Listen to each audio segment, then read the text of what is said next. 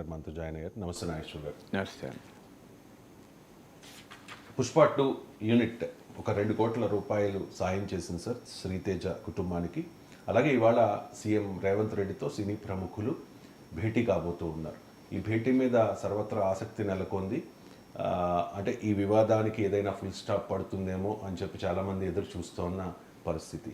సీఎంతో సినీ ప్రముఖుల భేటీలో ప్రస్తావించాల్సిన అంశాలు ఏమిటి అంటే నేను అడ్వైజర్ అండి వాళ్ళకి. మీరు మాట్లాడితే ఇలా వాళ్ళు ఏం ప్రస్తావించాలో వాళ్ళకు ఎజెండా ఉంటుంది కదా, దానిపైన నేనేమి అడ్వైజర్ కాదు. నేనెలా వాళ్ళకి ఏది ప్రస్తావించాలని చెప్పి ఈ బెనిఫిట్ షోస్ ఇష్యూ అది కాదు. మీరు వాళ్ళు ఏది ప్రస్తావించాలనేది వాళ్ళు డిసైడ్ చేసుకుంటారు. నేను చెప్తే వాళ్ళు ప్రస్తావిస్తారు చెప్పండి. నేను I'm not neither an advisor to the state government nor to the film world. మనకు ఇందులో క్వశ్చన్ ఏంటి అంటే, ఇప్పుడు ఈ సమయంలో వీళ్ళకి కలవడం ఏ రకమైన మెసేజ్ పంపిస్తుంది అనేది కీలకమైన అంశం. ఇప్పుడు మీరు వాళ్ళు ఏది ప్రస్తావిస్తారో వాళ్ళు ప్రస్తావించుకుంటారు. వాళ్ళకి నాకన్నా ఎక్కువ తెలుసు సమస్యలు, నేను చెప్పాల్సిన అవసరం లేదు కదా. కానీ ఫండమెంటల్గా సందర్భం ఏంటంటే, ఇప్పుడు మీరు ఈ వివాదానికి ముగింపు పలుకుతారని మొదలుపెట్టారు. కానీ వాళ్ళు ఎక్కడ ఈ వివాదం గురించి మాట్లాడడానికి ముఖ్యమంత్రి దగ్గర పోతున్నామని చెప్పలే. అది చెప్పరు సార్. సో ఈ పోతున్నది దేనికి అంటే సినిమా పరిశ్రమ సమస్యల పరిష్కారం కొరకు అన్నారు. సహజంగానే అనేక క్వశ్చన్లు వస్తాయి. ముఖ్యమంత్రిగా ప్రమాణ స్వీకారం చేసి 1 year అయిపోయింది. ఏడాది తర్వాత సినిమా పరిశ్రమ సమస్యలు ఉన్నాయని, ఆ సమస్యలు తెలంగాణ ముఖ్యమంత్రితో చర్చించాలని సినీ ప్రముఖులకు ఇప్పుడే ఎందుకు అర్థమైంది అనేది ఒక మొదటి క్వశ్చన్. రెండవది, సినీ పరిశ్రమ తీరుపైన, సినీ ప్రముఖుల స్వభావం పైన అసెంబ్లీ సాక్షిగా ముఖ్యమంత్రి తీవ్రంగా విమర్శించిన సందర్భం కూడా ఉంది. సినీ ప్రముఖులు కనీసము వెళ్ళి కలవలేదు, పరామర్శించలేదు. అల్లు అర్జున్ ఇంటికి క్యూ కట్టారు, నన్ను తిట్టారు, మా ప్రభుత్వాన్ని తిట్టారు అంటూ film industry versus chief minister, film industry versus Telangana government అనేటువంటి ఒక కాన్ఫ్రంటేషన్ జరిగిన తర్వాత వెళ్ళి కలుస్తున్నారు. ఇది రెండవది. మూడవది, అల్లు అర్జున్ కేసు ఒకవైపు కోర్టులో ఉండగా హైదరాబాద్ పోలీసు దాన్ని పర్సూ చేస్తున్న సమయంలో అల్లు అర్జున్ అరెస్ట్ బెయిల్ మీద విడుదల కావడం, ఆ బెయిల్ రద్దు చేయమని కూడా హైదరాబాద్ పోలీస్ కోర్టుకు పోతుంది అని వార్తలు వస్తున్న సమయంలో పోలీసు పిలిచి విచారణ ఇంకా పూర్తి కాకముందు ఫిలిం ఇండస్ట్రీ పెద్దలు, అందులో అల్లు అర్జున్ ఫాదర్ అల్లు అరవింద్ కూడా ఉన్నారంటున్నారు. వీళ్ళు గెలవడం ఏ రకమైన మెసేజ్ సమాజానికి వెళ్తుంది? ఓహో, ఇప్పటిదాకా ప్రభుత్వము అల్లు అర్జున్ కేసులో ఇంత గట్టిగా ఉన్నది సినీ ప్రముఖుల్ని తమ దగ్గర పిలిపించుకోవటానికేనా అనేటువంటి ఒక రాంగ్ నోషన్ పోతుందా లేదా? మరి ప్రభుత్వానికి ఎవరు అడ్వైజ్ ఇచ్చారో కానీ ఇన్అప్రాప్రియేట్ టైంలో ఫిలిం ఇండస్ట్రీ వాళ్ళు కలుస్తున్నారు. సమాజంలో ఒక డిస్టార్టెడ్ వ్యూ, సమాజంలో ఇప్పటిదాకా ఒక అభిప్రాయం ఏం కలుగుతుంది, ఒక నరేటివ్ ఏం బిల్డ్ అయి ఉంది, ముఖ్యమంత్రి ఇగో హర్ట్ అయింది కనుకనే సినీ పరిశ్రమ మీద టార్గెట్ చేశారు, రాష్ట్ర ప్రభుత్వం సినిమా పరిశ్రమను టార్గెట్ చేస్తోంది అనేటువంటి సమయంలో ఇప్పుడు వెళ్ళి కలవడంలో అర్థం ఏముంది? ఒక విచారణ జరుగుతుంటే రేపు ఏమవుతుంది? ఈ విచారణ ఏమాత్రము ముందుకు పోకపోయినా దాని సహజ స్వభావం రీత్యా, కేసు యొక్క సహజ స్వభావం రీత్యా కూడా అల్లు అర్జున్కు ఏమీ కాకపోవచ్చు. ఎందుకంటే షారూఖ్ ఖాన్ కేసు నేను చాలాసార్లు ఉదాహరణగా చెప్పాను. అప్పుడు ఏమవుతుంది? ముఖ్యమంత్రి రాజీ పడ్డాడు అని ముఖ్యమంత్రి ఇమేజ్ కూడా పోతుంది. సో ఫిలిం ఇండస్ట్రీ వాళ్ళని తన దగ్గర పిలిపించుకున్నాడు, ఆయన ఈగో సాటిస్ఫై అయిపోయింది, అందుకే వదిలేశాడు. ఇదంతా పొలిటికల్ డ్రామా అనే ఫీలింగ్ రాదా? ఆశ్చర్యంగా ఉంది. మనకి ప్రభుత్వం ఎలా అనుమతిస్తోంది? సినిమా పరిశ్రమ పెద్దలు ఇప్పుడు ఎందుకు కలుస్తున్నారు? అసలు అర్థం లేని మీటింగ్ కదా ఈ సమయంలో కలవడం అనేది. కలవకూడదని నేను అంటలేదు, సందర్భం కూడా ఇంపార్టెంట్ కదా. నువ్వు ఏ సమయంలో కలుస్తావు? తాటి చెట్టు కింద కూర్చొని పాలు తాగినా నీళ్లు తాగినా అది కళ్యాణ్ అనుకుంటారు కదా జనం, అనుకోరా?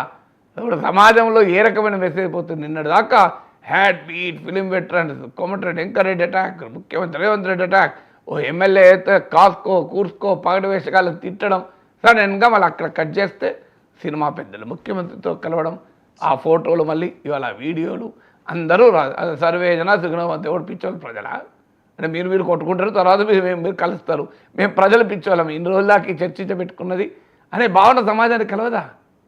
ఈ చిన్న విషయం అని ప్రభుత్వానికి ప్రభుత్వ పెద్దలకు ఎందుకు అర్థం కాదు? నిజంగా ఆశ్చర్యం వేస్తుంది.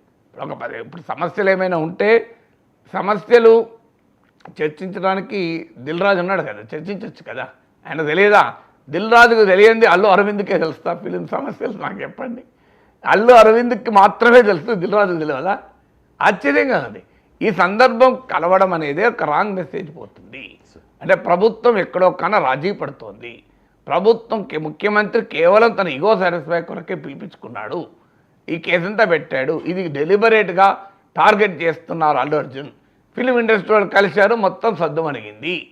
పెద్దలంతా ఒకటే, రాజకీయ పెద్దలు, సినిమా పెద్దలు అనే మెసేజ్ పోదా సమాజానికి. ఇప్పటిదాకా ఏం చెప్పారు? Law will take its own course. చట్టం తన పని తాను చేసుకుంటూ పోతుంది.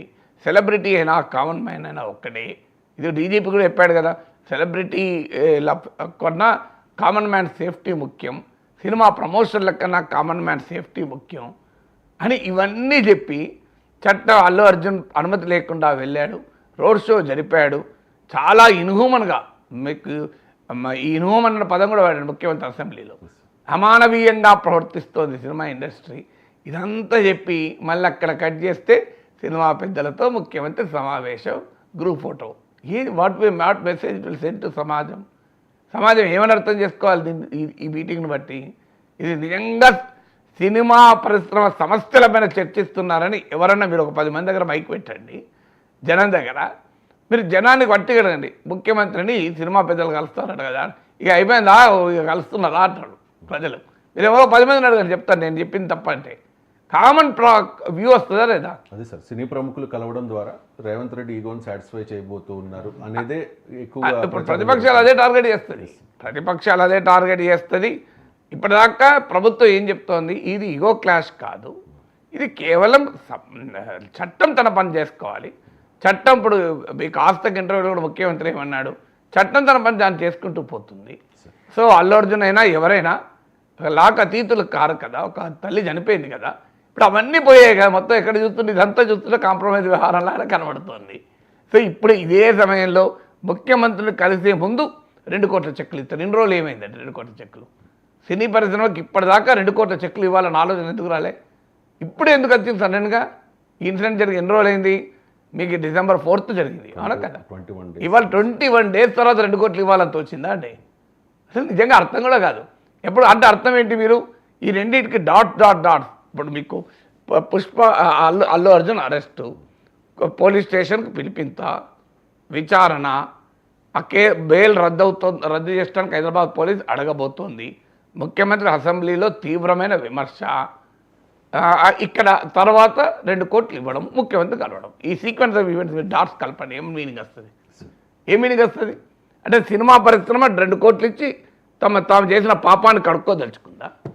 సినిమా పరిశ్రమ 2 కోట్లు ఇచ్చి ముఖ్యమంత్రి కోపాన్ని తగ్గించదలుచుకుందా? సినిమా పరిశ్రమ 2 కోట్లతో ఈ వ్యవహారాన్ని క్లోజ్ చేయదలుచుకుందా? నాకు చెప్పండి. అంటే వాట్ డస్ ఇట్ ఇండికేట్ అండి? నాకు నిజంగా మీరు 2 కోట్లు ఇవ్వడం సంతోషం, సంతోషం. కానీ ఈ 2 కోట్లు ఇవ్వడానికి 21 రోజులు పట్టిందా? మీకు 2 కోట్లు ఇవ్వా? సినిమా 1000 కోట్ల కలెక్షన్ తెచ్చుకున్నాక, సినిమా యాక్టరే హీరోనే 300 కోట్లు తీసుకున్నాక, మీకు సినిమా డైరెక్టర్, ప్రొడ్యూసరు, హీరో కలిపి 2 కోట్లు ఇవ్వడానికి 21 రోజులు డిసిషన్. 21 రోజులు పట్టిందా అండి? అది కూడా ఉస్మానియా విద్యార్థులు వెళ్ళి ₹1 కోటి కంపెన్సేషన్ అల్లు అర్జున్ ఇవ్వాలని దాడి చేసినాక మీరు ఇస్తున్నారు అంటే అర్థమైంది? ఓహో, రేపటి నుంచి మళ్ళీ మీ మీదకి వస్తే మీరు అప్పుడు పెంచుతారా? ఇవన్నీ ముందు చేయాలి కదండి. ఇదంతా 21 రోజులు ఎందుకు పట్టింది సినిమా పరిశ్రమకు? దీనికి ఆన్సర్ ఉండాలి కదా. అది కూడా ముఖ్యమంత్రిని కలిసే ముందు. మీరు చూడండి సీక్వెన్స్ ఆఫ్ ఈవెంట్స్.